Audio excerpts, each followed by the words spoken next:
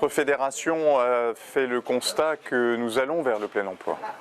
au sens où le taux de chômage baisse et va baisser. La question qui nous préoccupe est de savoir si ce plein emploi sera synonyme pleinement de réduction importante, massive de la précarité et de la pauvreté dans notre pays. Et ça n'est pas écrit. Et c'est la raison pour laquelle cette motion, votée par notre fédération, en appelle à la mobilisation, à notre mobilisation en tant qu'association, les bénévoles, les travailleurs sociaux, les personnes accompagnées, mais aussi les pouvoirs publics, qui ne doivent pas croire que le plein emploi suffira à faire reculer la pauvreté et la précarité, mais au contraire, au moment où on entend cette petite musique trop souvent stigmatisante contre les pauvres et les étrangers, au contraire être en capacité collectivement, les pouvoirs publics, les collectivités, les associations, à accompagner les hommes et les femmes en difficulté pour qu'ils trouvent leur place, et ils trouvent leur place dans cette dynamique de l'emploi et de la cohésion sociale. Ce qui s'est passé aujourd'hui, c'est-à-dire que cette Assemblée générale, notamment les personnes qui ont été confrontées à la précarité et à la pauvreté, qui agissent dans notre fédération, ont pris la parole. Et ont pris la parole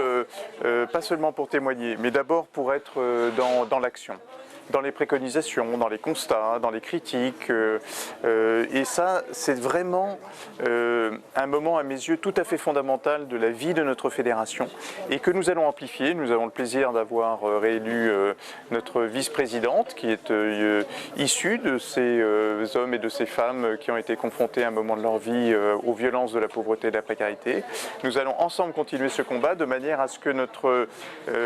fédération soit plus que jamais une fédération militante, mais pas au sens des dogmes, pas au sens des discours plaqués, au sens des valeurs fondamentales que nous apportent notamment celles et ceux qui à un moment de leur vie ont été confrontés à ces formes de violence de la rue. Nous avons des enjeux qui sont des enjeux par exemple de coexistence, de cohabitation dans nos associations entre bénévoles et travailleurs sociaux, mais aussi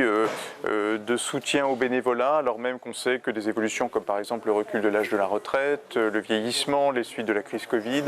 n'ont pas été favorables au développement du bénévolat. Et puis aussi notre vocation, notre volonté dans notre fédération de faire de la place. Ils étaient là aujourd'hui aux jeunes bénévoles qui ont leur forme d'engagement, leur forme